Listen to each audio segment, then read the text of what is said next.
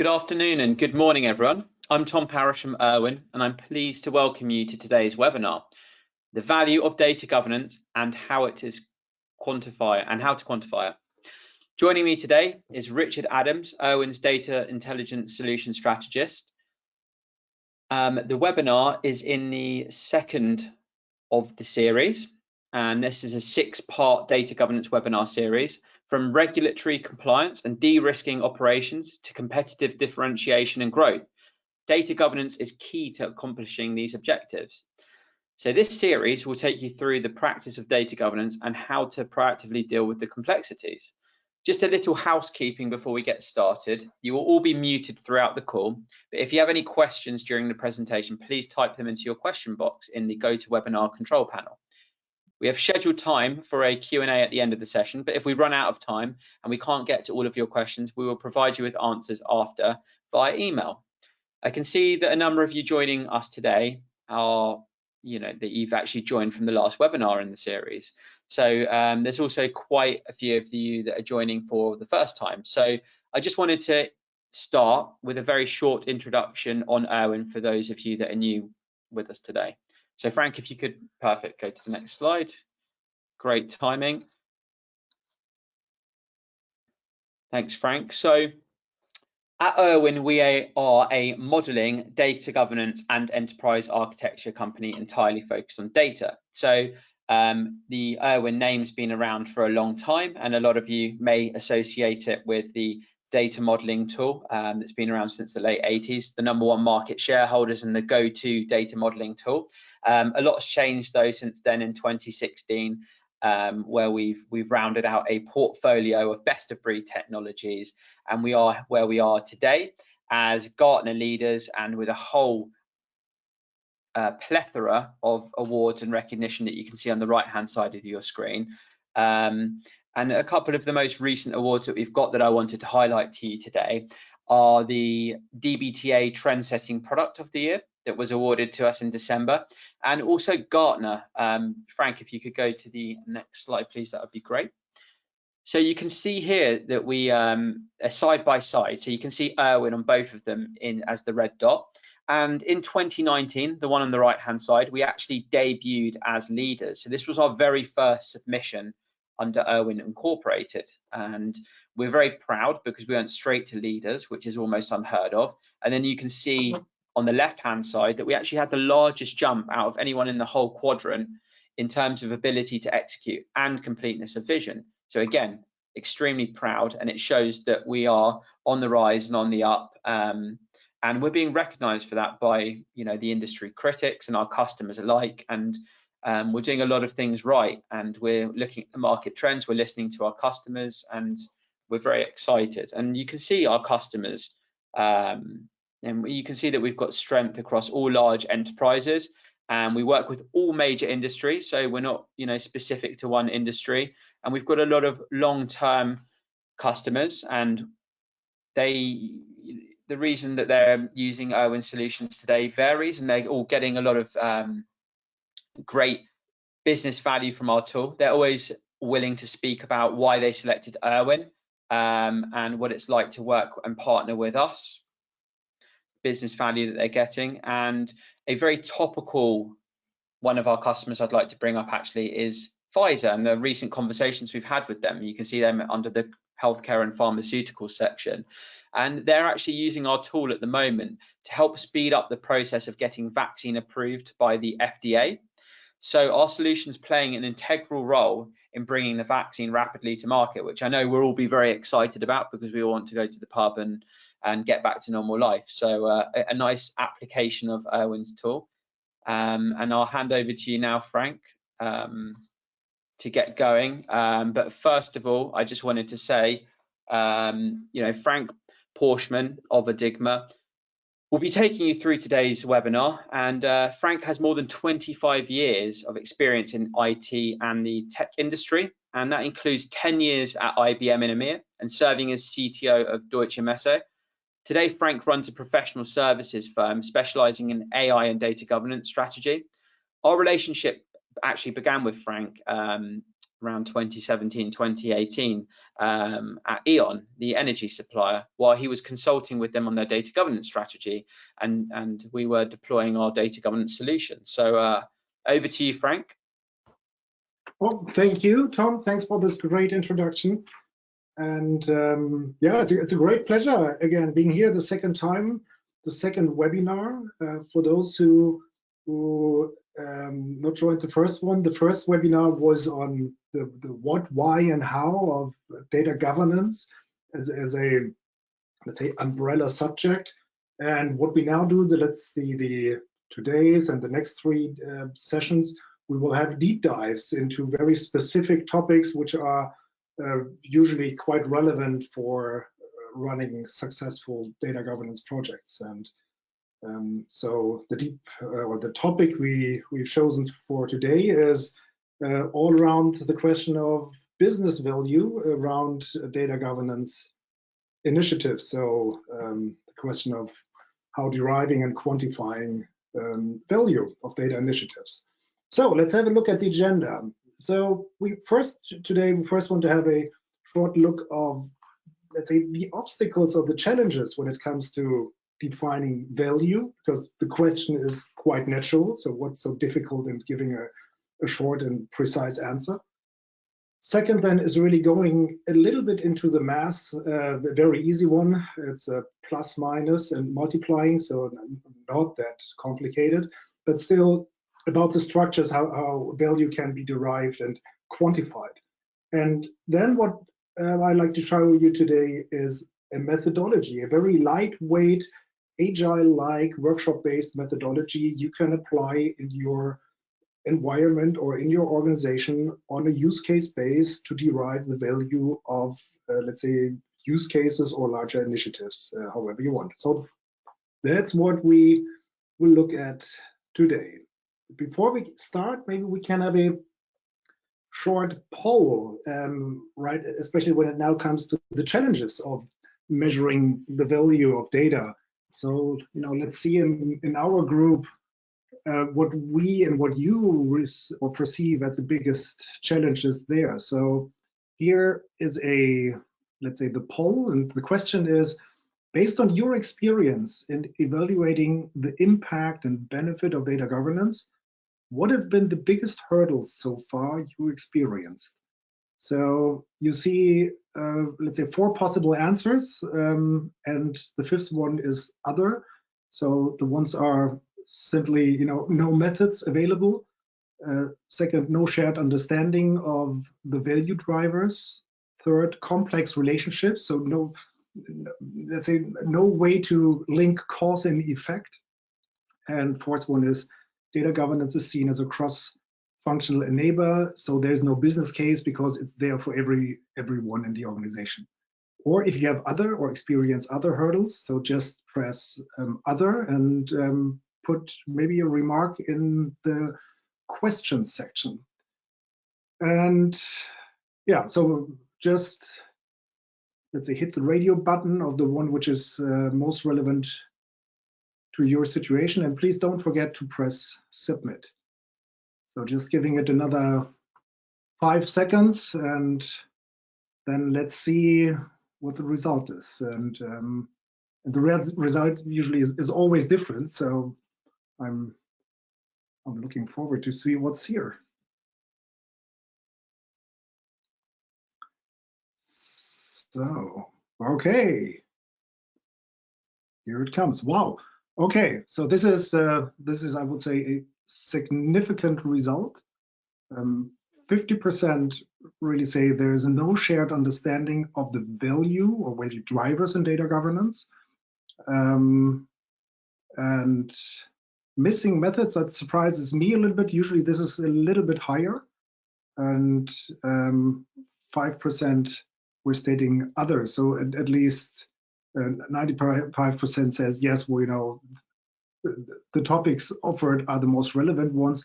I think one difficulty here is, I'm sure many of you would love to choose, let's say, multiple options once.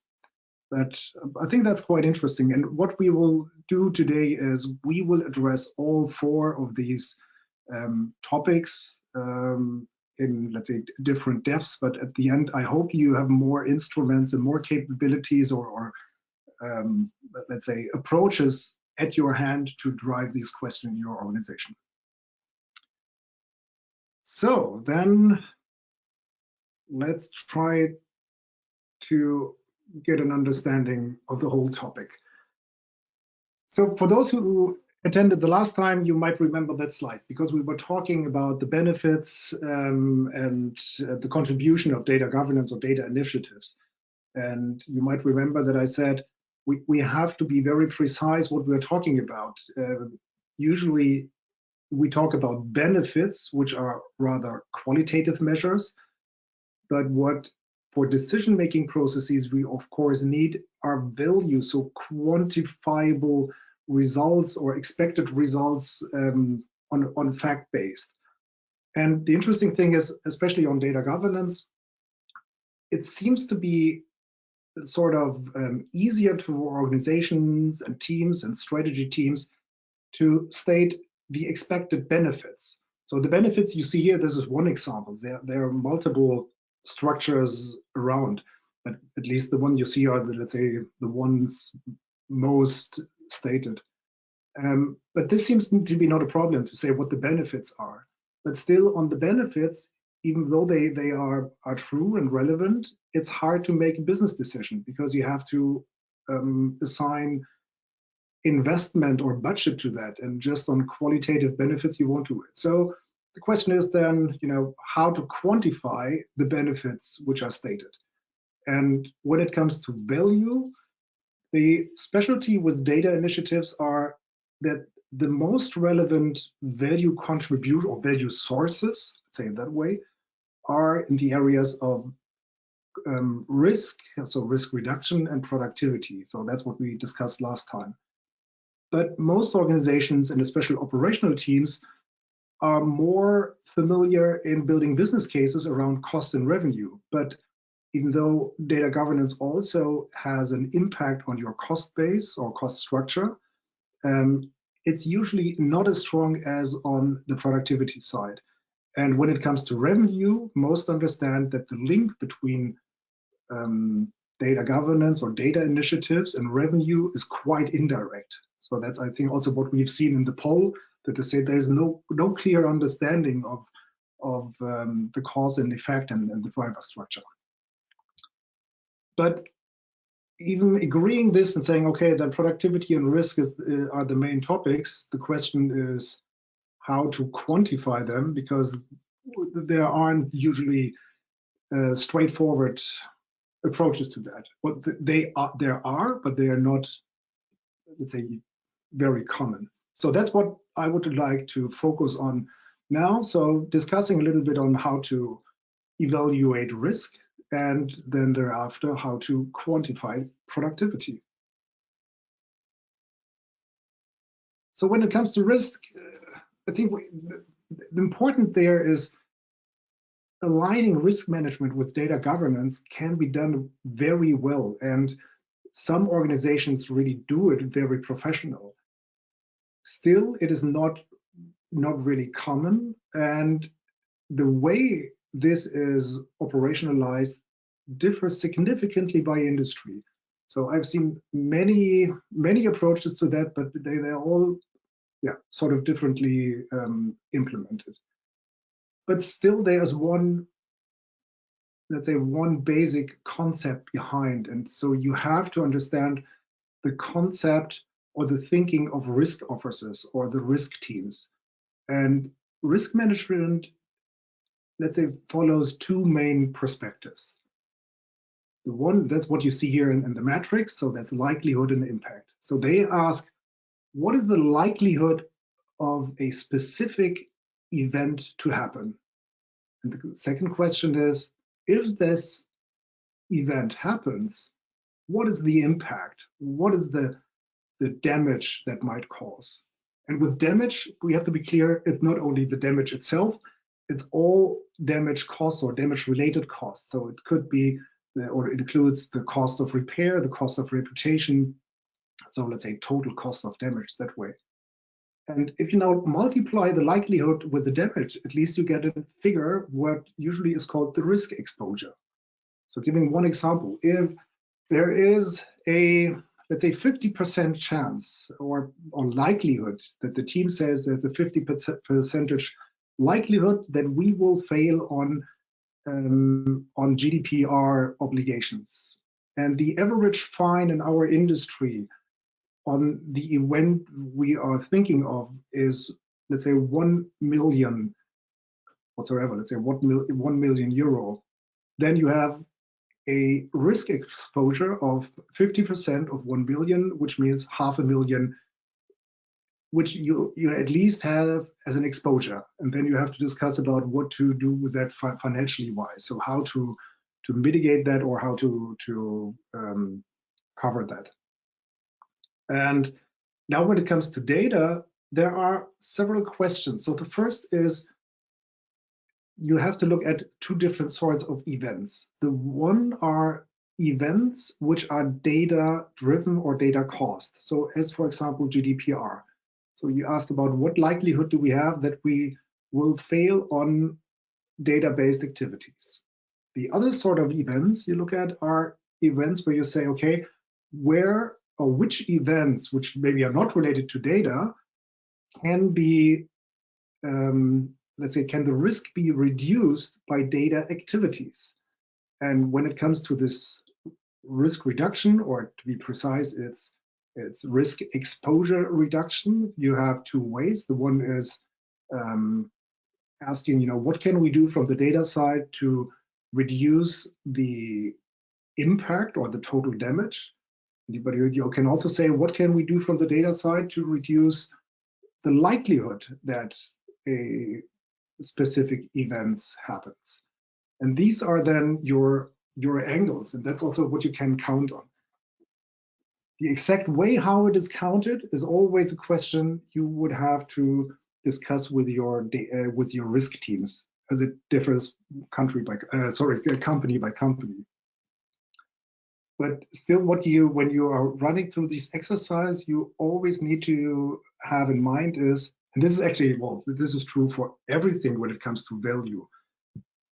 Value calculation is always relative.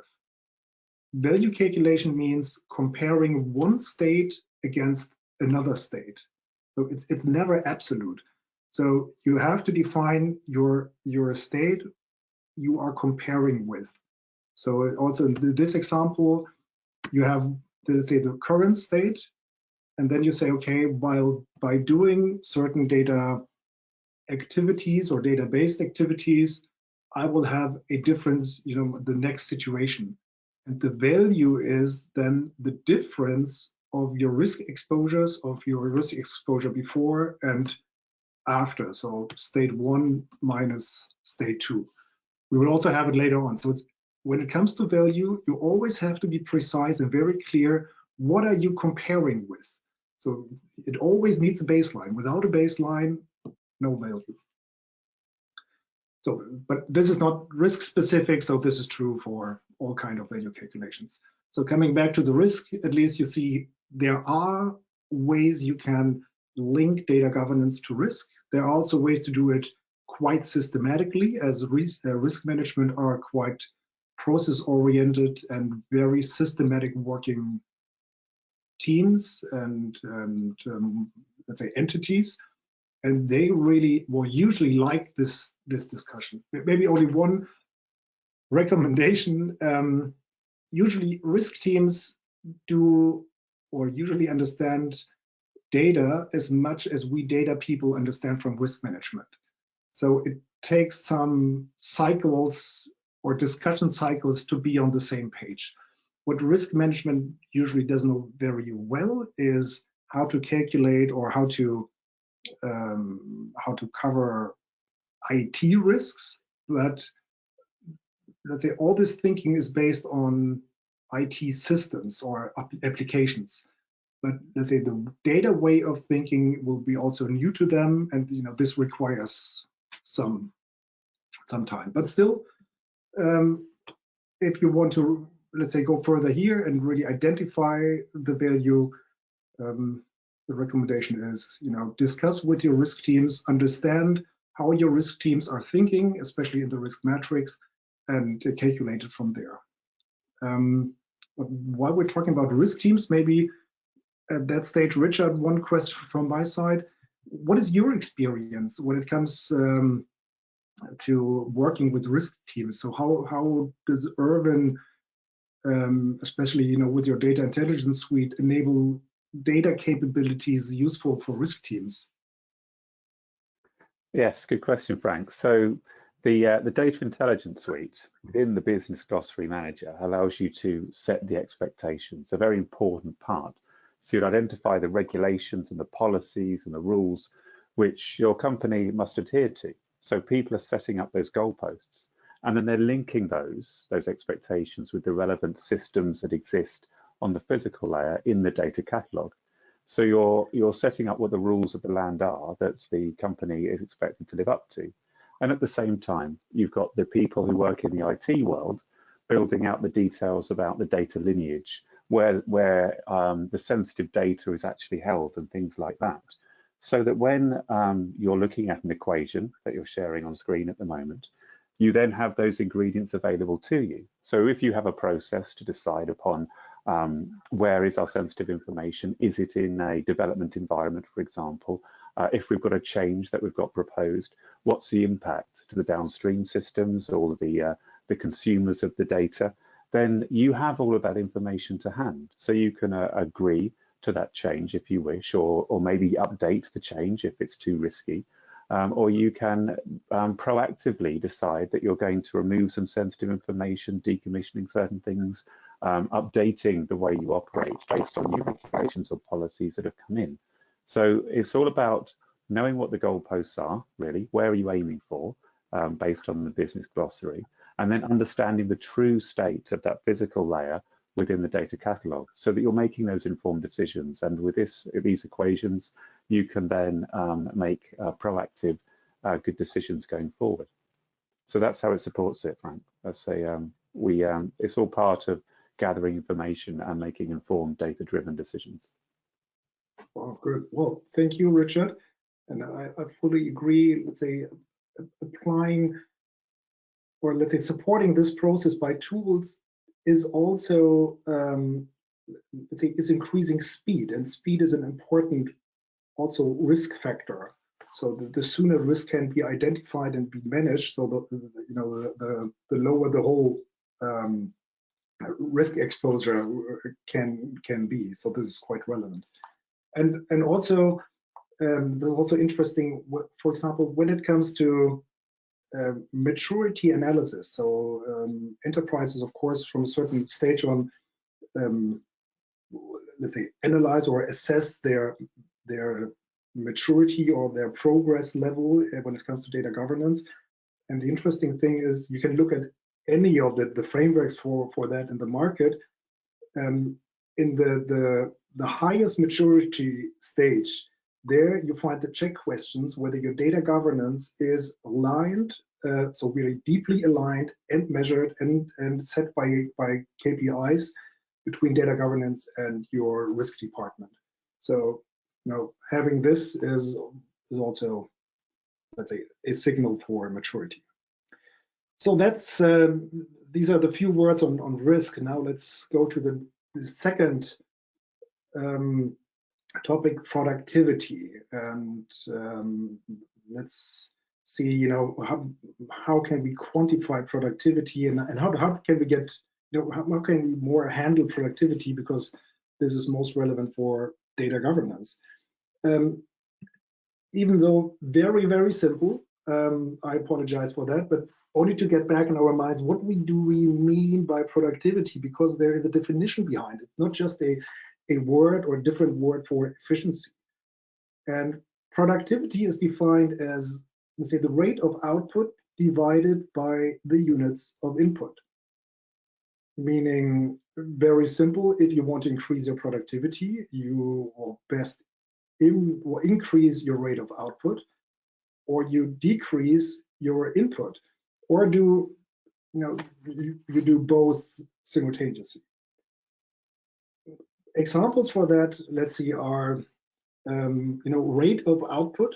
So it's also something you have to need to be able to count in a way. So that could be something like number of campaigns by budget. The units of input would then be money, units of money, or it could also be number of reports by person, or number of handled calls by the number of agents, or the number of change requests by teams, or whatsoever. But just giving you examples. So that's how you can measure productivity, and also you should be clear about what you are measuring there. So where is the relevance? Let's say there are two sides we can apply this now to data governance. The one is enterprise-wide, and the other one is really based on use cases and doing it bottom up. Let's first have a sort of enterprise-wide view. Let's say if this is relevant, or to which degree this is relevant. We also have shown this study, or these results of a McKinsey study in the last webinar, but maybe we do a poll on this today. So first, what is this study about? McKinsey asked enterprise leaders and enterprise executives on a global scale about what they believe their or how much time they spend on non-value added tasks due to poor data and due to poor data availability. And before we come to the poll, so please do not vote now. Just give it 1 second. The McKinsey study, ask about the estimated percentage of total employee time lost on bad data. And the interesting thing is the average was around 30%. So what you see here, 29%. So that means that top executives assume that 30% of their total working time of the whole enterprise is lost due to bad data. And the interesting thing now, and that's now where the poll comes, is what do you think? Where are you lying? How much time do you, or maybe if you're in management, your team or your organization spend on non-value added tasks due to missing information, poor data, poor data quality or data availability? So please rate. Don't forget to press submit.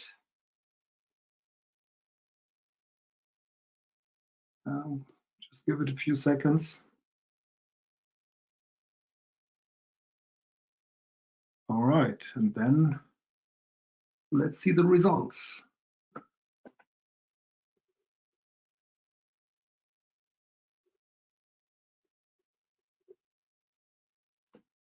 Okay. Oh, okay. Well, that's interesting. At least, again, half of you say it's something between 20% and 40%. So I would say this very well matches to the survey of McKinsey. And even if we look at those below, so we have in total 26% below 20%, and we have about 23% above 40%. So this is quite equal. So that really would means if you ever, or when we average that down, we will also lie at around 30%. And I'm still surprised. More than 1/5 are saying that they are lacking even more than 40% of their, let's say, total employee time. So this is a lot, but at least it proves it's worth thinking about, and there must be business value in, even though this is not the final number yet. But this cannot be ignored. And if you have discussions on your top management level, maybe you pick it from this side, so you don't talk or you don't talk about the business benefit by single initiatives and by very expert-oriented language, rather than you simply take it from a lost time perspective or lost productivity perspective. And even there, so if you want, you could do an easy math here. You could say, okay, if we lose 30% of our total employee time, just get the figure for what is our total employee time. So this is a number you can easily get from HR. And then you may be corrected for some people who are not affected. So especially sometimes in manufacturing, not everybody is really fully affected by data. So you correct it a little bit.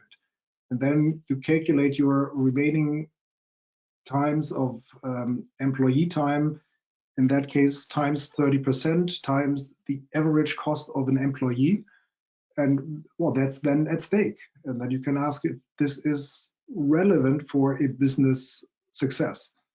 I think in that case, definitely yes. Well, thanks for this. Very interesting figures, and I think we will also we will send them out afterwards. So that was right. That was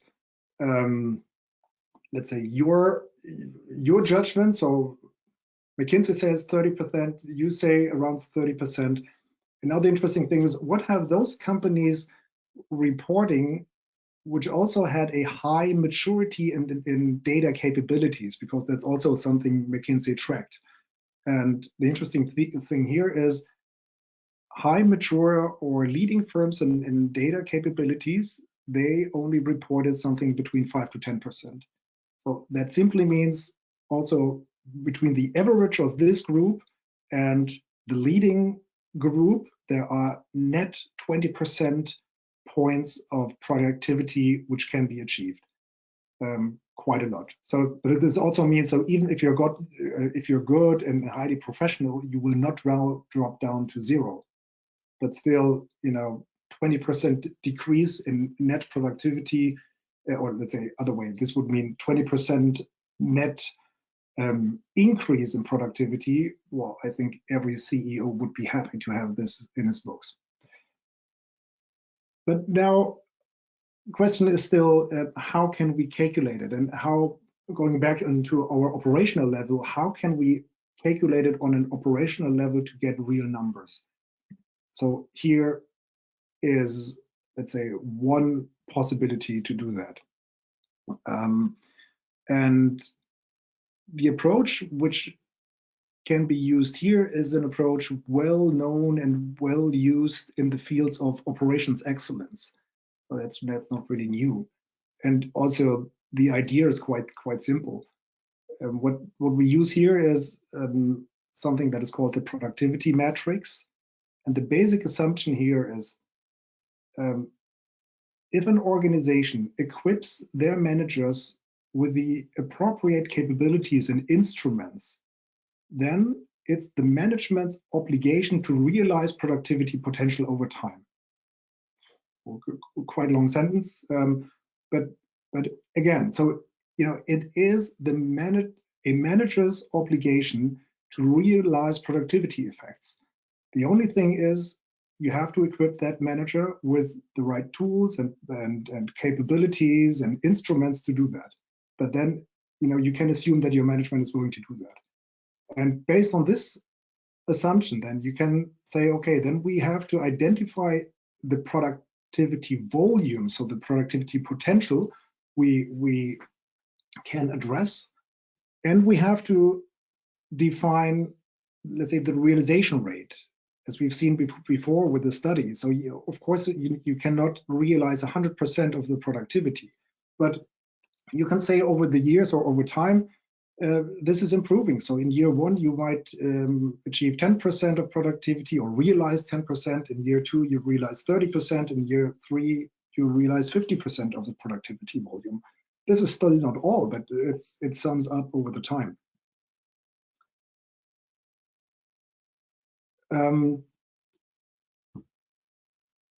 Let's say that different. You see that down here with the example. There are let's say different variations how you do it, because the matrix is always the same. Still, it varies in the question of what is the baseline you're comparing with. So you remember my remark, value is always relative. You always need something to compare with. That's the situation here. And so in some cases, or let's say in some cases where you say, we now compare doing data initiatives or doing nothing. then you can say your productivity volume remains the same all over, over all the years, because your baseline is in that case, let's say 0. So everything stays as it is. So the productivity lag will be unchanged. In some organizations, they rather say, no, we cannot take the full productivity volume. We can only take the productivity volume of the last year minus the amount which already has been realized and take this as the new volume. Well, if so, then it's fine. It still works, and the experience is, if you do it that way, the numbers will build up quite surprisingly and quite high. So what you see here is a real example of a very small business unit, and this business unit was also quite surprised. It's not big numbers, but if you compare it with the size of the business unit and their budget, this was worth starting initiatives on data topics. And that's what it's all about. So at the end, you need a number in order to base a decision on. You can say, okay, if this is the value we can achieve, then it's worth a specific investment. Okay, so this is, let's say, the basic, let's say, that sort of foundation, but how to apply it in organizations and let's say, on the operational level. Let's have a look at that one.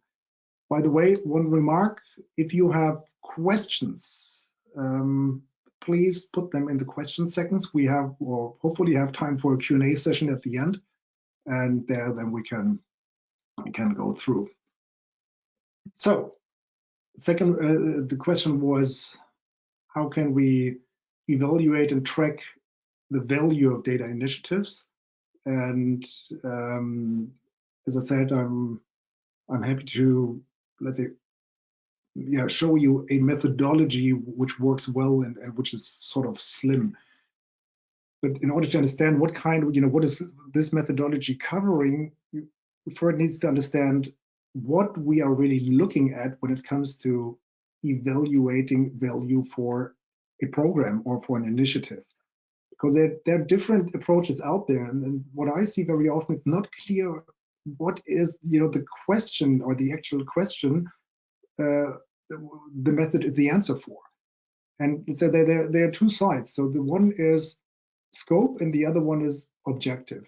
You need to be clear on that one. So when it comes to the objective, the question is, are you supposed to build up a value case before a decision? So are you in the pre-decision phase? So do you need the number in order to justify the budget? Or has the budget decision already been made and you now need to measure the progress of the program and justify that the budget and the investment is paying off? So two totally different sorts of methodologies there. The other dimension is the scope. So are you looking on a specific business unit or even maybe a specific use case, or are you looking, or do you want to track and cover the whole organization? So even then the methods do differ.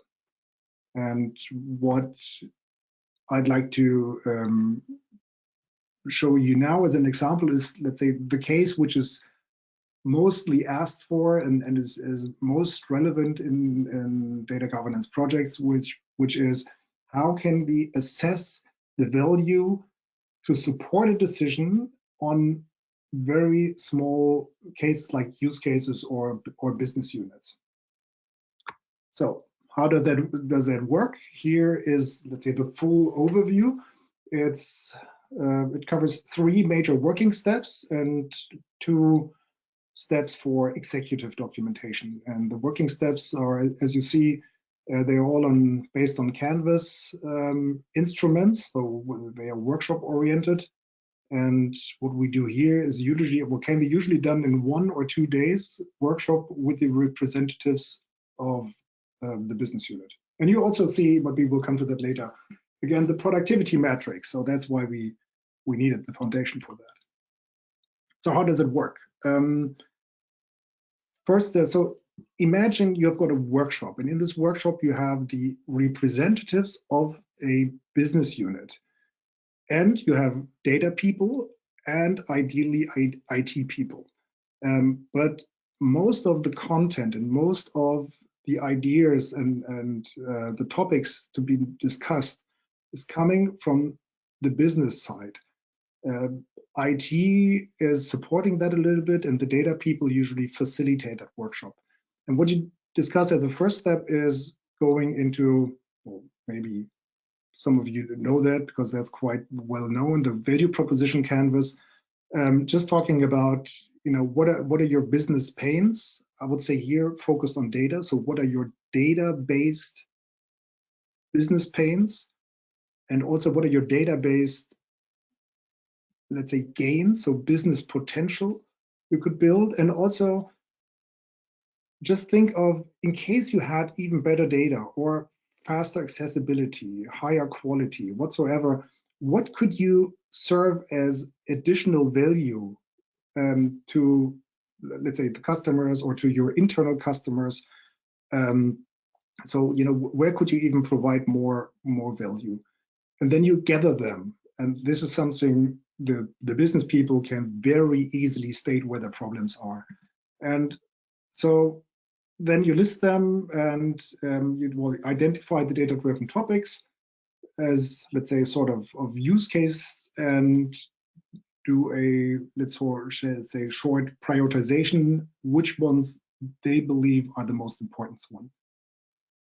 And then this goes into what we call the data governance value assessment canvas, or just the value assessment canvas. So maybe short overview how this is structured. You see on the left side, the left row, these are, let's say, the use cases. So either use cases for addressing pain or leveraging gain, or addressing new services or new capabilities of the unit. And on the right hand side, so you see what we call the value levers. So these are the most relevant value sources when it comes to data capabilities. So giving an example, we have transparency, simply meaning providing transparency over your data, knowing where your data is, knowing what this data means, knowing where it has been come from, knowing who's responsible for that. So all the information which you usually have in a data catalog. Or the other part is accessibility. So for some people or for some business units, transparency is not the issue, but getting hold of the data is the issue. Or for others, the issue is the quality. So we know where it is, we know how to get a hold of it, but the quality is not right, and we have not the right instruments to fix it. And the other levers are privacy and security. I think that's straightforward. Procurement is covering all data sourcing activities. It's not necessarily only external sourcing. And usage and impact means the understanding on how the data is flowing through the organization, how it is, where it is changed, and how it impacting business processes. So you often have the case or the question, if we change a data set in our system, what actually is the impact down the line in the whole organization? And also this is something relevant or often relevant. So, and now how to apply to with the canvas. So you have chosen your the use cases, and then the first run you go through and say, what does your team or does the business team believe are the most relevant levers for this use case? And my recommendation is, pick 2, maybe 3, but keep it simple. Really look on where is the biggest contribution coming from. And this exercise surprisingly can be well done by the business people. The first two check marks, they need some discussion, but then they understand the logic and it's flowing. So after you have identified that, you really go into the discussion. So you pick field by field, at least for those where you really believe, or the business people believe, they understand how to judge the impact. And this now really is detailed work. So you're really slicing down the use case, or you're slicing down your current situation. You don't need to fully understand it right here, but then the discussion really is, and some needs to facilitate that. So that's usually the job of the data units. Then really asking, okay, tell me about your problem at the moment, without without the solution. What's the problem you have? And then the people say, yeah, well, we don't have the right data. We need to clean it. Okay, how do you do the cleaning? Oh, we send it to an external service provider. Okay, how often do you do that? This and that. How much does it cost, or how are you paying that? And trying to understand, let's say, the causes or the drivers of your problem by that, and all looking at, where are we paying money, where are we losing time, where do we need to spend additional resources only because the data is not right. And this is really tiny work, so it's really small numbers you're building up there. But if you do that here, let's say box by box, at the end, the numbers do build up. And also the experience is here, the business teams very well know how to run the conversation on that. And the numbers, as I said, even though they might be small per box, they really scale up usually.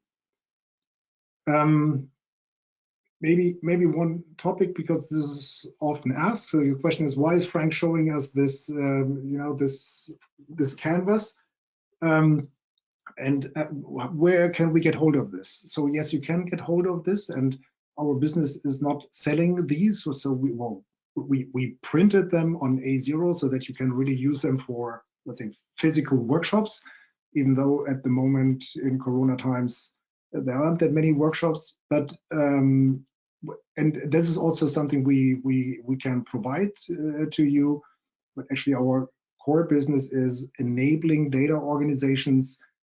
So let's say what we do is providing training or supporting you becoming maybe professional on this and then using it on their own. But we don't sell the method and don't, let's say, make money on the canvas.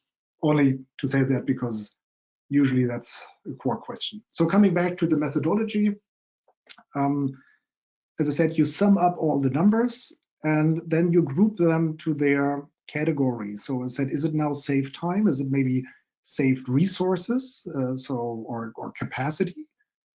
Is it saved money? So what is it? And if you have that, then you have the input numbers for something you have seen already. Then you have the impact for your productivity metrics.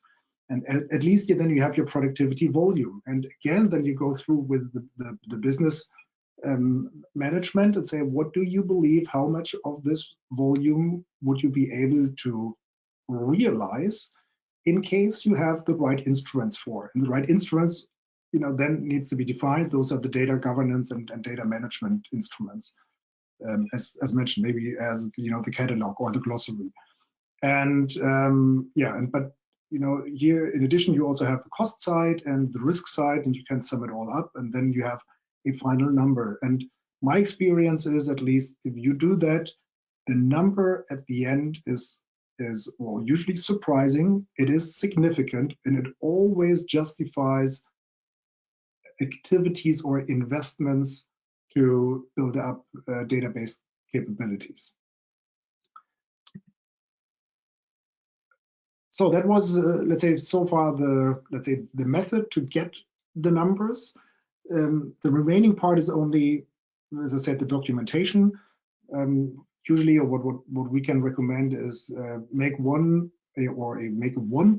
for a single use case, and make a one-pager for the single business unit across all use cases. And these one-pagers then are finally a combination between benefits and value. So you have the qualitative side and you have the quantity side on that as well. So maybe, you know, what's special on this, or why, you know, what's beneficial on following that approach.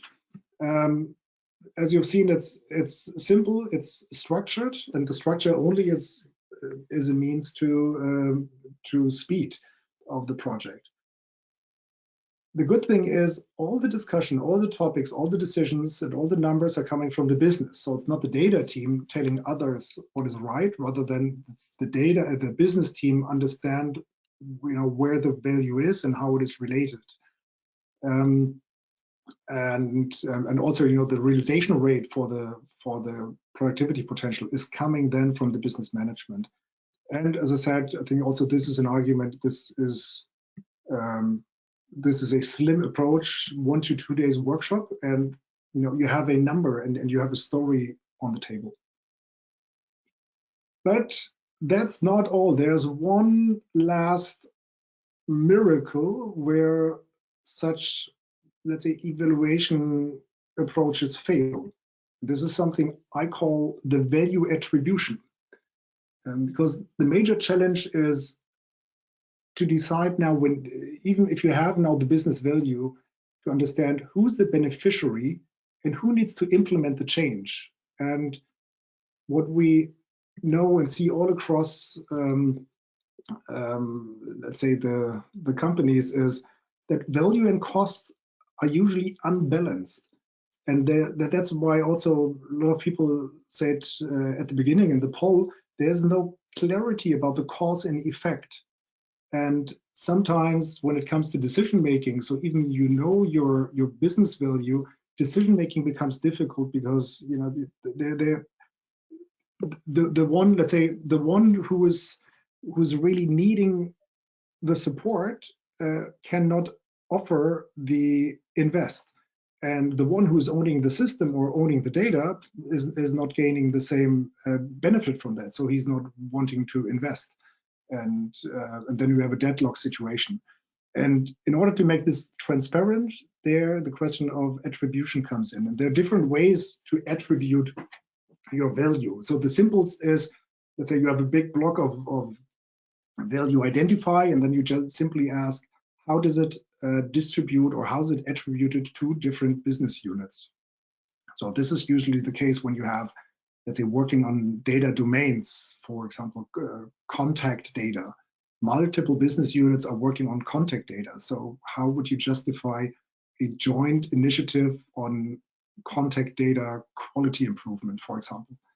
The next possibility is attribution based on the value levers. So thinking back on the canvas, so you say, okay, how much of the value we have identified is attributed to transparency, and how much to accessibility, and how much to quality, and so on. And very often you see a focus area there. So sometimes you see, you know, 50% of the value is only going to transparency, and the rest is sort of mixed, because then you have a clear direction saying, okay, the first step we need to do is, you know, providing transparency, implementing a catalog, and taking it from there. And the third one is more focused on data quality.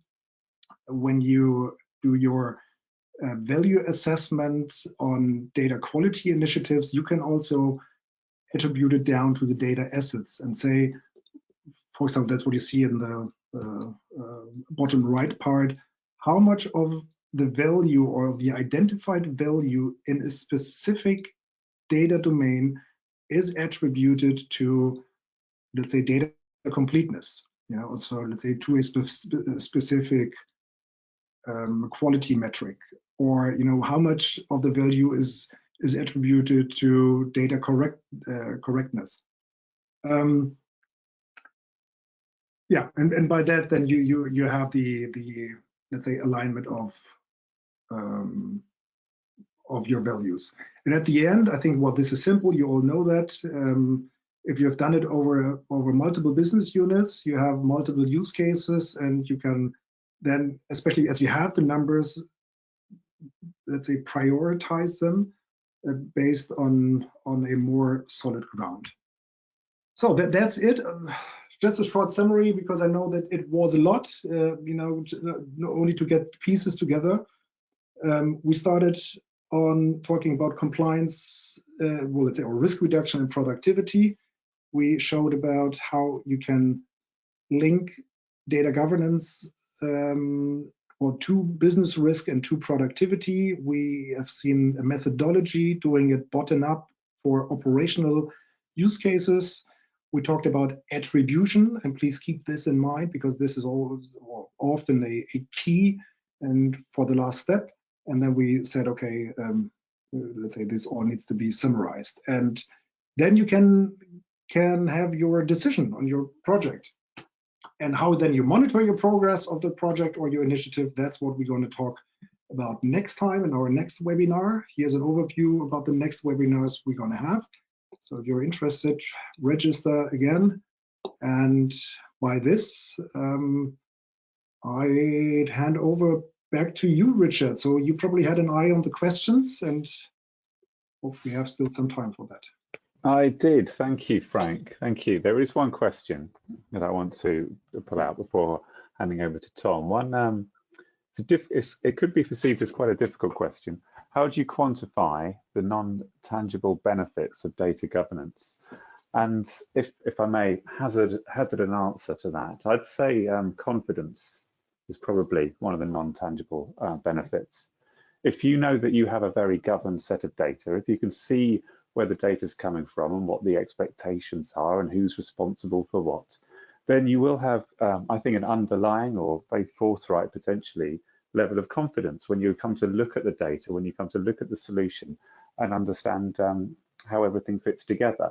So there's an element of perception there. And obviously when people are doing their jobs, they obviously want to have some substance behind what they're doing. But perception is another key aspect to it. They want to be seen to be doing well as simply doing well. And this can be fed back in some ways when you have the business user portal for the data intelligence suite, where people can rate different assets on there. They can give commentary, like a TripAdvisor style commentary on the assets in the catalog or the glossary. So people who are reading these comments can see the value that the broader business are getting from it.